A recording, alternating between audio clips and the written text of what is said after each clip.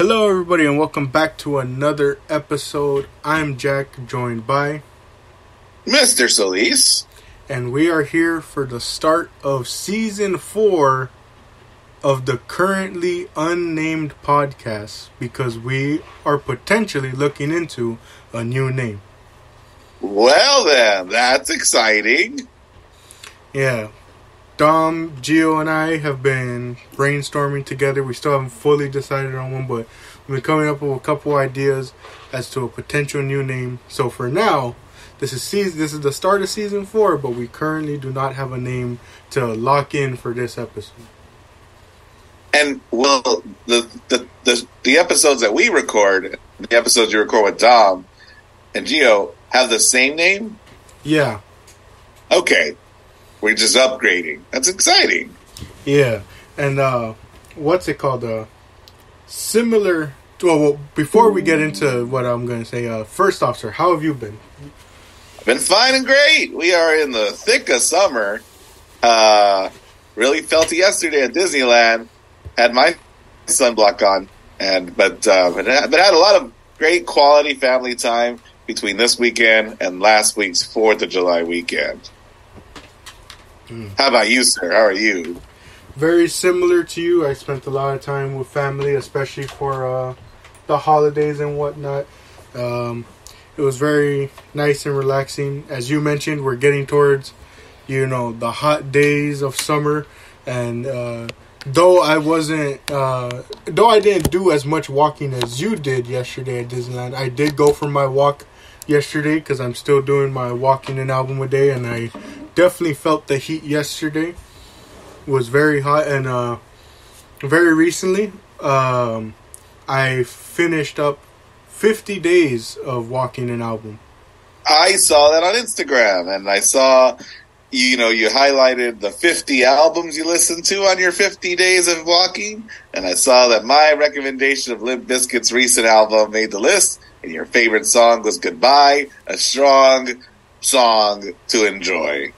Yeah, I thought that album was very good, and I totally felt what you had said about it, that like it was fun to see them sort of be self-aware and still like apply their style to like modern times. I thought that was a real fun album. Yeah, and Goodbye, the last track of the album, it's so good. Yeah, I really enjoyed it. But yeah, definitely felt the heat yesterday. Been keeping up with it though, even with the heat.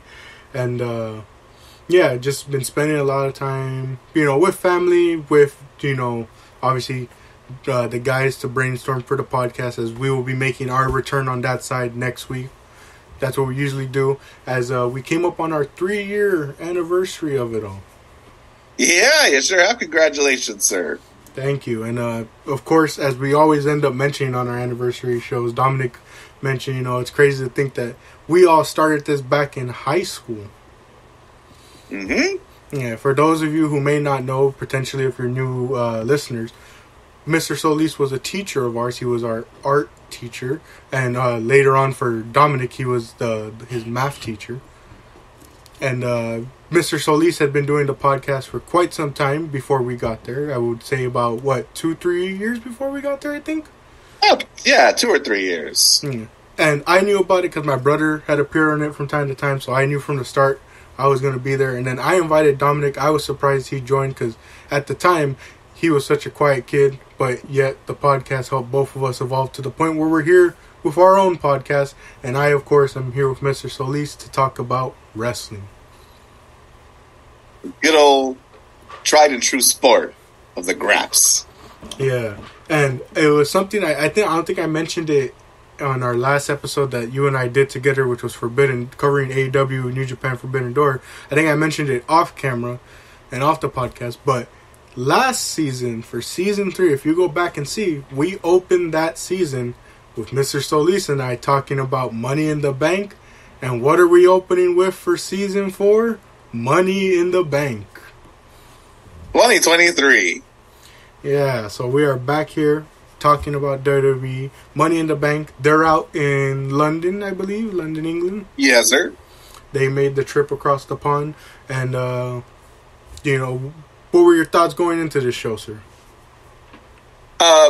This particular show, it was a big old family weekend all weekend. This is a Saturday event, and I'm out watching actually Pierce the Veil. I went to a concert, Jack. I don't know if I told you that I took my niece, my 12-year-old niece, to her first concert. Oh, I remember you mentioning that back then. My sister and I took my niece to see The Used and Pierce the Veil, and so I'm out there rocking it to some, good old-fashioned emo while everything is transpiring in London. So now I'm on my best behavior to try to not spoil it for myself on Instagram, but I spoil everything for myself on Instagram. But I watched it. I did my best to enjoy it, and I think there were a lot of great matches. All right. Yeah, definitely. How are you feeling going into that show?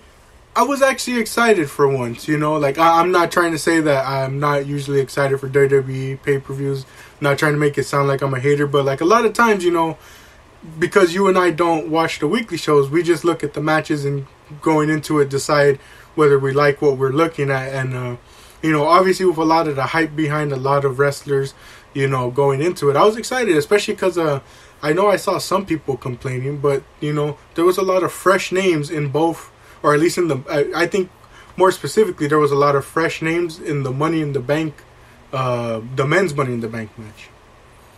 Where there was a lot of names where it's just like, it's either, talent that, it's sort of in the mid-card, or like you have talent that like they've dabbled here and there, but, this is like, essentially, this is a chance to help elevate them, whoever wins it. I'd be remiss not to also bring up, right, this is our third premium live event outside of the United States, and they're batting 2 for 2, like in recent memory, and they're batting 2 for 2, right?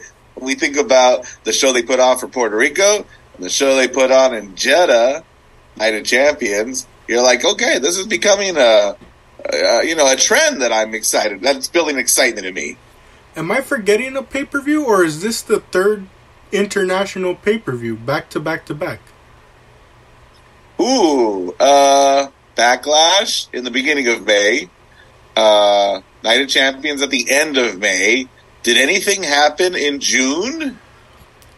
I'm trying to remember. That's why I'm like, did I don't think so. Yeah, because I think they didn't do anything for June since they did Night of Champions at the start. Unless I'm just blanking on a pay-per-view. But yeah, that's a rarity to me to see that they did, 3 international pay-per-views back to back to back. Don't forget NXT Gold Rush. Oh, that is true. Don't think on that. Baron Corbin challenged Carmelo Hayes. Going back, yeah, I don't think they've done anything in between then. Yeah, because the one we covered for June was Forbidden Door with AEW and New Japan. And so, does that mean that, so the return to Detroit for SummerSlam, is there, return to the States? I think so. And, of course, It's going to be a big stadium show for them. Wow.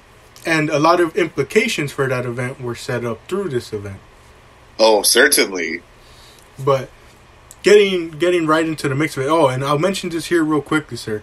I don't know if this will go into a 2-parter or not, but if it goes into a 2-parter, I would like to save some time at the end of that one for something that you and I have done, I want to say for at least 2 years now. Okay. We give our predictions for the G1. Heck yes. Let's go. I'll pull up when we get there. I'll pull up the list of competitors. It's 4 blocks, 8 guys each, right? Yeah. And I'm gonna make my best case for Eddie Kingston to win the whole dang thing. All right, but spoiler alert. I'm gonna say Eddie now. It's not a spoiler because we know he ain't winning, so we'll come up with a real winner later. Oh, man. But getting right into it, sir, we start off the night with the men's Money in the Bank ladder match. Yes, we do. Our competitors are, what do you say? Let's say Shinsuke Nakamura, Santos Escobar, Damian Priest, Ricochet. Logan Paul. Yes, sir. LA Knight. And there's got to be a seventh guy. Who am I missing? Oh, Butch. Yeah. So we got these 7 men. And like I mentioned, it was very, how would you put it? Unpredictable in a sense. Because, these are 7 guys who, at least to the fans, have mainly been in the mid-card for all this time, So, like I mentioned, this is a real chance to elevate someone, Someone new that we haven't seen in the title scenes before. Yes, but there have been, interviews or implications on TV, I think, that with Austin Theory challenging for the United States Championship last year, that may be, okay and expected, you know what I mean, of the winner to challenge, one of the mid-card titles. Oh, no. I know, right? But what did you think about this match, sir? This was it was exciting. It was eventful. I love the through line of the whole match being no one likes Logan Paul. Yeah, I thought that was very funny as well. That they just immediately were ganging up on him and almost no one wanted to team up with the guy. Yeah, we was close with forming an alliance with fellow baddie Damian Priest, and he humored him for about 2 seconds, and then knocked him up. Yeah. What about going into it? Who did you think was who was your pick going into this match? Oh, it's got to be LA Knight. Yeah. Yeah, same here. Everyone in my family was pretty much going for LA Knight, but I will mention this because me and my dad started doing, whenever these events happen, we always do our predictions beforehand. Yeah. And my dad actually ended up, spoiler, calling the winner of this match. But he told me, he was like, LA Knight seems so popular. I think, it would be a sure thing to give it to him. But I wouldn't be surprised if they gave it to Damian Priest. That's interesting. And he noted about the match later on in the card, Finn Balor versus Seth Rollins for the world title, and hinted, saying that they could give Priest the title and do some story there with Balor challenging for that title. And if he were to win it, more story about the judgment, because my dad was noting that apparently they've shown sort of cracks in the Judgment Day, at least between those 2 members. So he was on it before anyone else. That's wild. And, with the hindsight, right, it serves a lot of story, right, that, he and Finn have already even started, looking at each other weird. And I've heard people, too, say that LA Knight's, just a strong character that doesn't need the briefcase. Yeah, I've heard a lot of that, too. But, this crowd was so behind him. They were going loud and cheering for him for so much. Yeah, and I think, I was not working with what I thought was going to happen. I was working on the premise of what I wanted to happen. Yeah. What were some highlight spots for you, sir? A real, I think, underrated spot was, how they always jam the ladder into the other ladder to make a bridge across the ladder in the middle of the ring and the ropes? Yeah. Well, Ricochet did it in such a way as he wasn't trying to build a bridge. He was trying to hurl the ladder into the gut of the guy who was standing next to the ladder. He just moved. And I just like that purpose, right? He was trying to inflict pain on somebody. They moved, and now we have a bridge. And I was like, that was such a good spot. Yeah, I noticed that a lot in both matches, that they did a lot of that where instead of, making it seem like a clear setup for a spot, they made it look like, it was unintentional. And I thought that was a cool thing to add. Yeah. But then when it comes to just the big old spots, right? Old buddy Butch wearing a soccer kit of the Brawling Brutes with his moonsault off the ladder. Yeah, that onto a big old pile of guys on the bottom of the floor. Yeah. They must have upped the stability of a lot of these ladders because they weren't breaking in this match, especially. I think there was some type of power bomb or slam spot onto one of the ladders, and it was oh my gosh, that thing just wouldn't break, And then there was the big spot that had a lot of people talking. You saw Ricochet and Logan Paul on the ladder trying to fight for the briefcase. When the ladder is pushed and the two men land on the ropes, and Ricochet tries to get Logan Paul for what seems like a Spanish fly, but you can clearly see they're struggling to get their footing and get it right. And somehow, some way, they just go and do it. And, they had a bit of a scary landing, but they go through the two tables on the outside. I think only one of them really broke. Right, I was about to say, they went through one of the two tables, and thank goodness they had them both. Yeah. And that was a bit of a scary spot. And, like, the funny thing to come out of it, now that, both men are safe, Logan Paul apparently revealed that he wanted to get out of the spot, like, when it was all happening. And Ricochet basically told him, nah, we're doing this whether you like it or not. Well, can you imagine wanting to bail out of a move mid-move? Yeah. That just kind of goes to show the training and preparation, that goes behind all this wrestling stuff, where they have to act quickly on their feet when a spot like that happens. And it speaks volumes to Ricochet that he was able to hoist somebody who wasn't in their position, upside down outside the ring and land as well as they did, like on his own efforts. Yeah. He basically did a moonsault carrying a big old sack of potatoes.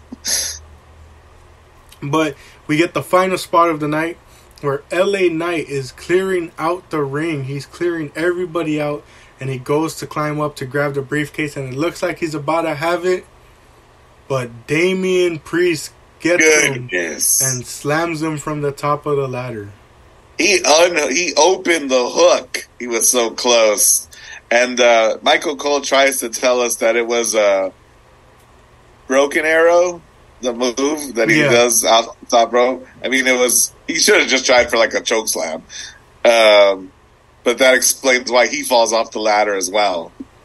Yeah. And this crowd, Jack, we haven't mentioned the crowd. The London crowd, they are white hot. Yeah, they definitely were. And so they were very angry to see Damian Priest win and LA Knight lose. And you know what? In hindsight, too, like, they reacted to Damian Priest like they were supposed to. And, we just aren't sure about what our guy Damian Priest, where he is. You know what I mean? Like, what are they doing with him? Yeah. And perhaps a victory here would have only muddied the waters even more. Yeah. Definitely very interesting to see where he goes from here. Especially with that second world title being implemented now, it's like you can see a lot of different guys win it, Yeah. Well, Knight's on SmackDown, so goodness. Yeah, that is true. I wonder where LA Knight goes from here. I did see that he had like a digital exclusive sort of like video. Did you watch it? I haven't watched it. I think my dad watched it. He apparently like beat up, I think it was like Hit Row and I think Austin Theory. And, like, the last I saw, people were saying it had, like, 1 million views already, despite being a digital exclusive. Yeah, a straight-up dark segment. Yeah. People want to see it. People want to see it, Jack. And he was all babyface there. Because they come out running down New York, and he comes out, beats them up, and even gets beat up. And people were like, boo you for beating up our hero. And at the end, he says, I'm going to keep it short. Tell him my name. And everyone says it. And you know what I'm impressed by? It's one thing that they all do the L.A. Knight when he moves his hand, right? He does the finger point, L.A. Knight. That's one thing because everyone's following the signal, right? Everyone's conditioned to do the thing. One thing he doesn't ask anybody to do, but they do anyway, is the at the end. Oh, yeah, I'm surprised. He comes out of the finger point, right? He by then is usually like throwing the microphone away, but everybody on their own does the Yeah, and I think another cool thing that like I just realized in my mind because of how long we've been doing this podcast, going into the 4th season.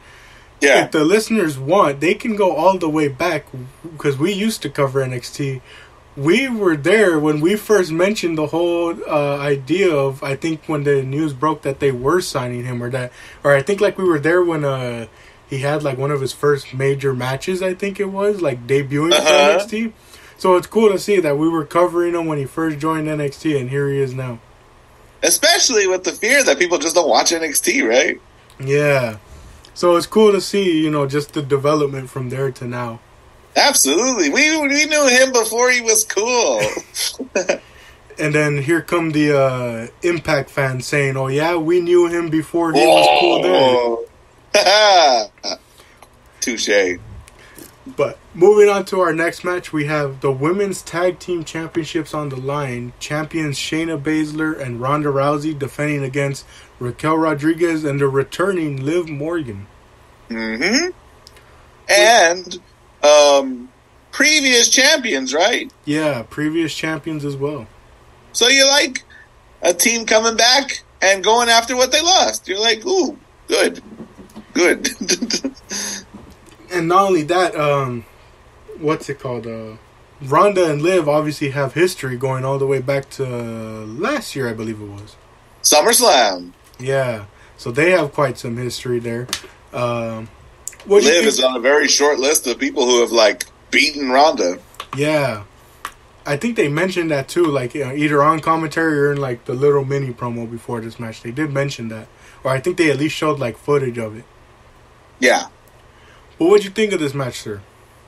Ooh, this one was a little rough, right? And in my mind, I even made, the joke, it's interesting how cautious, Raquel is, how slow people sort of were moving, considering that the match before involved, hardware.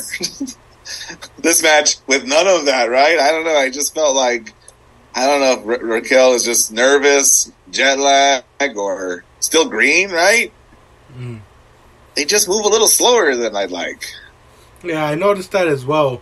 And, I don't know, I thought it was decent for what it was, but obviously the big talking point of the match is the ending. It's crazy, right? Because this match really felt we should have done this on Raw. But then, I knew something was going to happen. I didn't realize it happened mid-match. Yeah, it definitely caught my dad and I off guard. I was also watching with Ricardo at the time. It caught him off guard as well. We were all so confused. It was funny, though, because Ricardo was happy when it all happened. What, of course, I'm talking about is Shayna Baszler starts turning on her partner, Ronda Rousey. It's, I guess, Ronda goes in for a tag. Blind tags in, right? Does her, chest thumping. Yeah, Shayna blindsides her. And Liv and Raquel just watch with mouths as wide open as yours and Ricardo's and all the people in the O2 Arena. Yeah, it was very surprising, but, I don't know if there was, tension shown on the weekly shows. For what I've seen, for the most part, from what people were saying, this definitely came, out of left field. But then, of course, the wrestling world just has to spoil things after the fact. It comes out that Ronda's contract may be potentially coming up, and this is this is apparently the match she wanted before leaving, a one-on-one with Shayna. But it's just at least in the time when it happened, because I didn't see any of that news before, it was very shocking, Yeah, and you can go to your dirt sheets for your affirmations about the motivations behind this hot-shotting of a storyline. But I'll tell you, Jack, we all should have seen the writing on the wall, because Shayna's been telegraphing with her ring gear that she was going to betray her friend all along. But of course, you have to know a thing or two about Warhammer 10,000 or whatever it's called. Did you see anything about that? I did not notice. I think maybe my dad may mention it, because he's into that stuff. I noticed, I'm not at all, but yeah, somebody on Instagram posted the last few things she's worn on events that she's been on, reference characters that are at different stages of a relationship, and she picked the most recent one being somebody who's turned on somebody in some storyline on that game. Mm. So yeah, Jack, keep your eyes open. Yeah, but she turns on Rousey, and this allows Liv and Raquel to regain the titles. Yeah, no disqualification to be called. It's a team member versus a team member. And a hit of Oblivion for the pin. Hey, Ronda looked sincerely upset and hurt by the actions of her former friend. Yeah, she definitely did. That's crazy. I was like, stop. Do you want me to care about you or don't you? I don't know how to feel. I was really kind of affected by, the way she looked during being punched. It reminded me of Gigi Dolan when she was betrayed during that Ding Dong Hello segment. Like, she looked like she was about to cry. Like, for realsies. Oh, man.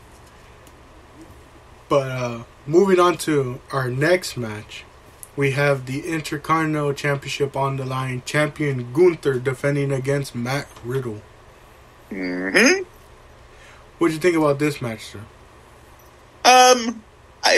Watching it, I was thinking about if there were a tier list of Gunther matches, this one would be in the middle. Like, I found myself thinking that. I definitely felt the same way, especially because, I don't know, me personally, it never felt like it kicked into a second gear, And it's interesting because the events that happened right after the match kind of explain. It's always funny when they do that. Like, when there's sort of a story-driven segment, that kind of follows right after a short match, you're like, that explains the short match. Yeah, that's how I felt. I was like, the matchup should be an interesting one. You got Gunther hard-hitting with his big old chops and strikes and all that. You got Matt Riddle with the kicks, and, you would think he's the guy, given his background to, like, try and work over some limbs, but it was, Gunther getting the most of it, especially because of Riddle's ankle that was all messed up. Yeah, and so, like, the short match they had did play up the ankle angle, Yeah. We saw leg locks and Riddle reacting to his ankle, it slowing him down, which was good. Yeah. Plays into the finish of the match. Walter chops his foot. Yeah, I found that funny that when he got him in that, like, ankle lock, he stopped to, like, chop the foot, like, a bunch of times and then put it back in. Yeah, and then we get a Riddle tap out. Yeah, and that's one thing I really like about Gunther in his matches. Like, he always finds a different way to, like, end them, He finds so many different ways. I'm not 100% what his finisher is. A part of me wants to say it's the power bomb, but then again, he has the splash. I've seen him use the lariat, the chop even. So it's like, yeah, you don't know what his true finisher is, but at the same time, I think that's what I like the most because, I think, when planning this video to talk about Money in the Bank, Mr. Solis gave me a call, and him and I talked about New Japan's recent Independence Day shows, and I told him something that Dave Meltzer had also recently said, and that was with one of the matches on that New Japan show. I somewhat felt from, like, the very beginning that I knew where they were going to go in, like, a predictable sense, and I was waiting for them to, at least in the match, try and convince me otherwise. Mm-hmm. And so on the counterpoint of that, that's why I think I like Gunther in a lot of his matches so much, is because, he doesn't have a defined finisher. You never know when the finish of the match is in play. A lot of times with other guys, there's a clear setup, with Sami Zayn, if he's hitting someone with an exploder suplex into the corner, he's going to set up that Haluva kick, and that's going to be towards the finish. You see someone like, Seth Rollins setting up the curb stomp, Roman setting up, the spear or the Superman punch, whichever one he wants to use. You can slowly see the build to those, and you're like, okay, that's going to be the finish. Whereas a lot of times with Gunther, and especially his best matches, you never know what the finish is going to be, Yeah. And I think I like that sort of unpredictability with him. I dig it. No, and then you know what? Watching this event after it happened and after talking with you, it comes up at another very pivotal time during one of the bigger matches, and I'll bring it up then. All right. But before we move on from this match, obviously something still happens. We get Gunther celebrating with his belt, and Drew McIntyre's music hits, and he makes his return. Oh, yes, in front of his semi-hometown of London. The Scottish psych... Is he a Scottish psychopath still? They must call him something else. They ain't calling nobody a psychopath in WWE. The Scottish Warrior is making his triumphant return. We haven't seen him since WrestleMania, when he lost to Gunther and Sheamus in that match of the year candidate for the Intercontinental Championship. Yeah, he makes his return. The crowd obviously cheers him on. And we get McIntyre dropping Gunther with a Glasgow kiss. And a headbutt to the ladies. Yeah. So, pretty much, again, like how I was saying about implication, sets up SummerSlam pretty well, with a singles match between the two of these guys. Mm-hmm. I'm excited to see, if his match with Sheamus one-on-one, Gunther's match with Sheamus one-on-one last year was like a match of the year candidate. I'm excited to see what this one is going to end up as, especially, hopefully, they're given just as much time as that Sheamus match last year. And they're allowed to get into that second and, third gear that this one here with Riddle didn't quite do. Yeah, definitely. But, moving on to the next match of the night, we have Cody Rhodes versus Dominic Mysterio. Those company's biggest babyface right now, arguably, versus the industry's biggest heel, arguably. Yeah, and a match that WWE confused a lot of fans on, because I heard that on, I think it was the SmackDown before, like the go home show for Money in the Bank. They said something about this match being the main event, and so a lot of people were like, how is this going to be the main event? But here it is towards the middle of the card, which I think is its best placement. Oh, for sure. I mean, it's a potential main event, but also it's like a WWE main event that they call their high profile matches, right? Like, and I'll never forget, like, I think one of the first times in my memory of them doing this was an event called Fully Loaded 2000. It had a triple main event. It was Undertaker versus it's a Undertaker versus Angle, Rock versus Benoit, and Jericho versus Triple H. And you think, really? Only one of them's the main event. The Rock had the title. But you think Undertaker and Triple H will refuse to do a match unless it's called a main event. So it was a triple main event. Oh, man. But what'd you think about this match? It did what it was supposed to do. It was a very story-driven match. Lots of characters involved, getting over their characters. And I loved it. Rhea gets involved a lot. I'm sure your dad was squirming in his seat. So much managerial assistance. Yeah. Too bad, too sad. That's what mommy does. Yeah, I felt similar to what you said. It accomplished what it needed to do. It told the story it needed to. Cody had a lot of offense in this match, definitely. And it was funny to see Dominic Mysterio just try and leave so often. Like, there was even a time he tried to leave through the crowd. Oh, yeah. My only sort of, I guess, semi-complaint, if you will, is I wish we could have seen something for Rhea on the card, or even Asuka. I know Asuka, they did something like on the Go Home show again, and you don't want to overload these pay-per-views, because it's better when they go by, pretty quickly, and more matches get more time. But I don't know, it feels weird not seeing either of the women's champions on this card.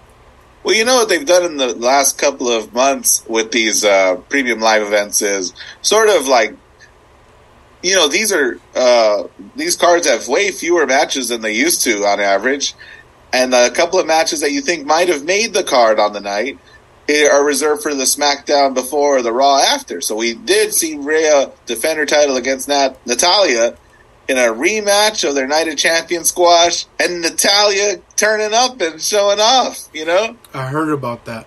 And I think they're still in London, so, like, it still counts. Yeah, but... So, like, they've done that with, like, Gunther and, you know, I think even, like, the United States Championship. So that's interesting. Yeah, oh, man. Who even knows where the United States Championship is at this point? We need to put up posters on, like, light posts outside. Have you seen this man? Oh, man. It was funny because Ricardo ended up saying the same thing because I think, like, somewhere on the night they mentioned Austin Theory's name, and Ricardo just goes, that man hasn't been on television in, like, weeks. Where is that man at? He's gone missing. That's very funny. Disappeared. Hey, and if Roman can go, you know, super long before defending a championship, I like Asuka to say, hey, how about me? No lie. Yeah, build somebody up first. But Cody ends up winning this match. A lot of people thought Brock was going to take him out after the match. But that doesn't end up happening. Nope. As far as I remember, I don't think I remember seeing anything on Raw involving Brock, so... It begs the question, where does Cody go from here? Well, on Raw, he does challenge him, I think, for SummerSlam.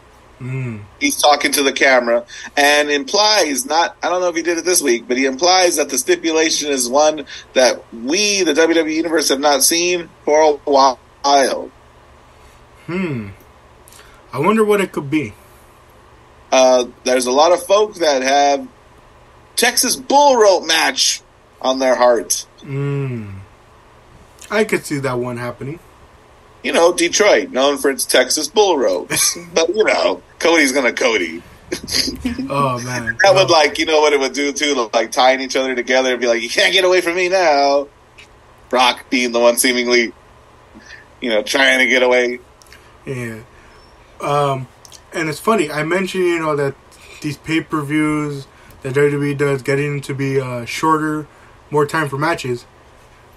We get a surprise segment. John Cena makes a surprise appearance, and he talks for a while. He does.